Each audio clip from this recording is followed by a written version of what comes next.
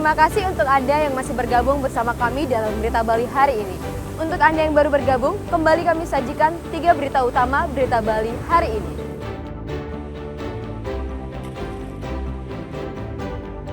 Akibat cuaca buruk, nelayan di Jemberana tidak berani melaut.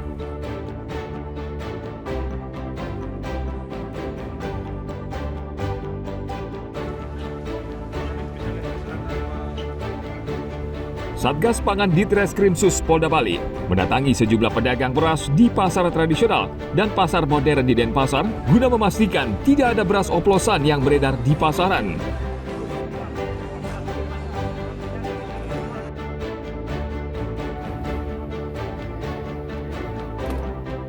Jangan lewatkan mencoba lezatnya bakso kuah kare di Pasar Badung.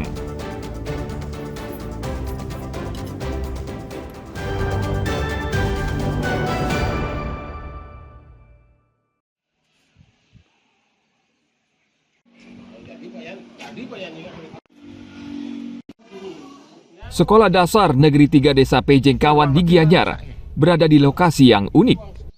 Sekolah berdiri di tengah hamparan sawah, sehingga suasana belajar lebih nyaman dan asri. Namun sayangnya, banyak orang tua yang tidak berminat menyekolahkan anaknya di SDN 3 Pejengkawan, sehingga tahun ini Sekolah Dasar Negeri 3 tidak melaksanakan masa pengenalan lingkungan sekolah atau MPLS. Kondisi ini sama seperti 2 tahun silam, sehingga tahun ini SDN 3 Pejengkawan tidak memiliki kelas 3. Sekolah Dasar Negeri 3 Pejengkawan saat ini memiliki 22 siswa, yang terdiri dari kelas 2 berjumlah 5 orang, kelas 5 dan 6 masing-masing juga 5 orang, sementara untuk kelas 1 dan 3 tidak ada. Dalam tahun ajaran 2025 ini, di sekolah ini sempat mendaftarkan 3 siswa baru, namun orang tua siswa akhirnya membatalkan pendaftaran dan memilih pindah ke sekolah lain. Penerimaannya sekarang itu ya seperti yang sampaikan itu, ada beberapa orang yang 3 orang yang masuk ke kelas ini, tetapi karena jumlah muridnya sedikit sehingga di orang tuanya itu meminta anaknya dipindahkan ke sekolah-sekolah yang lain di lingkungan Pejengkawan. Jadi yang anjurkan seperti itu. Selain kelas 1 yang kosong ada? Ada untuk kelas 3-nya yang kosong. Kelas 3 kosong, kelas 1 sekarang tahun ajaran 2024-25. Kelas 2 5 orang. Kelas selanjutnya? Kelas kelas 4 berapa orang? 5 orang. Kelas 5 7 orang. Kelas 6? Kelas 6 yang sekarang 5 orang.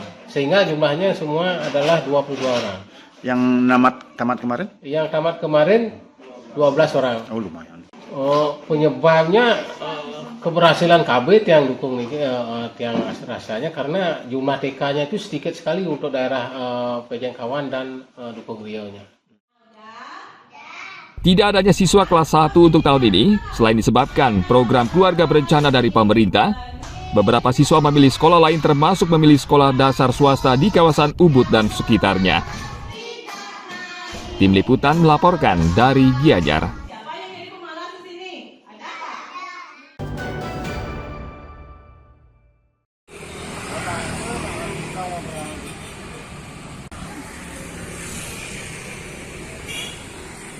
Untuk keamanan dan keindahan kota, pemerintah Kabupaten Buleleng memasang lampu penerangan jalan umum atau LPJU tenaga surya di sepanjang Jalan Udayana Singaraja.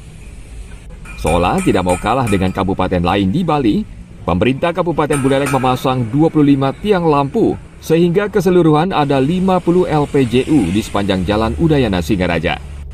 Jalan Udayana ini merupakan jalan vital bagi masyarakat kota Singaraja. Dan untuk tahun ini menjadi prioritas pemasangan LPJU tenaga surya dengan total anggaran 1,2 miliar rupiah lebih. Untuk tahun ini baru Jalan Udayana, dan rencananya tahun depan Pemkab akan memasang LPJU mulai dari Jalan RTH Bung Karno hingga Pelabuhan Singaraja.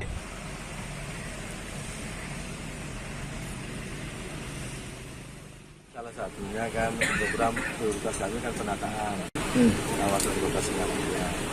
Jadi ini baru awal aja ini. Penataan ini baru awal. Nanti akan ada yang tertata lebih ini lagi dari Sukus Hadi itu sampai di Pelabuhan ini. Jadi sepanjang jalan protokol kita akan lebih indah dan lebih nyaman dan aman di malam hari. Selain estetika juga kita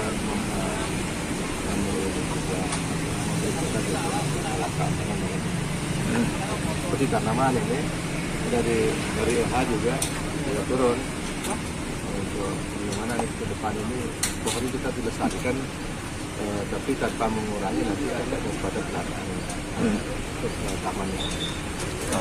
Berarti Buat jalan selanjutnya ya kita tunggu aja ya.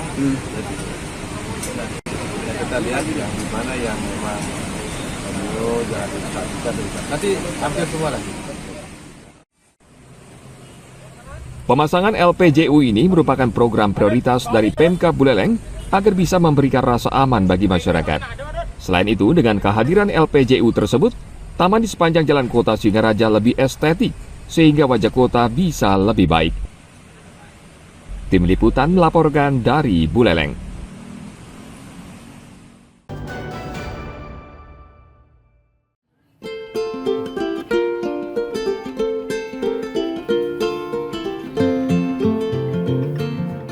Bakso pada umumnya dibuat dari daging sapi dan berkuah bening.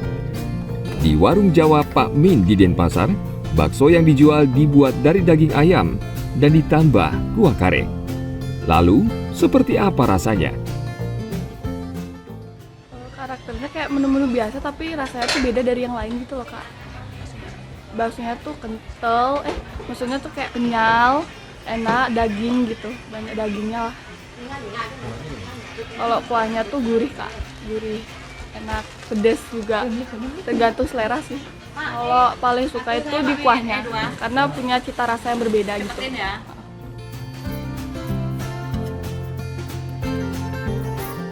Di warung Pak Min ini, selain bakso kuah kare, juga menjual tipat kare bakso ayam, bubur ayam, dan soto ayam.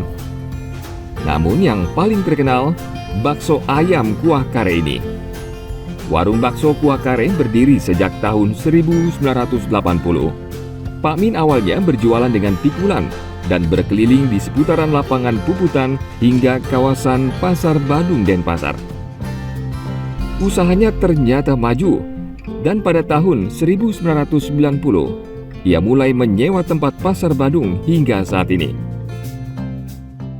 Dari awal berjualannya kita mikul pakai pikulan tuh tahun 80-an. Berkeliling di Denpasar pagi sampai malam. Kemudian pindah ke Pasar Badung itu di tahun 90. Karena memang dari dulu untuk mayoritasnya di Bali kan memang lebih condong ke ayam daripada sapi. Ya, kita ambil bakso ayamnya aja, nggak pakai sapi seperti itu.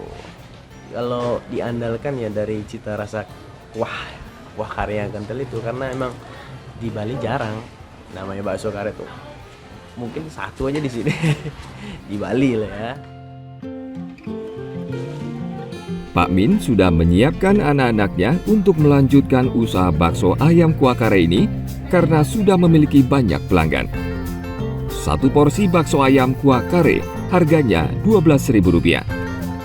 Kini usaha warung Pak Min berkembang pesat dengan membuka cabang baru di lantai dasar Pasar Badung dan di kawasan wisata di Jalan Tamrin Denpasar. Arianto Hutapea melaporkan dari Kota Denpasar.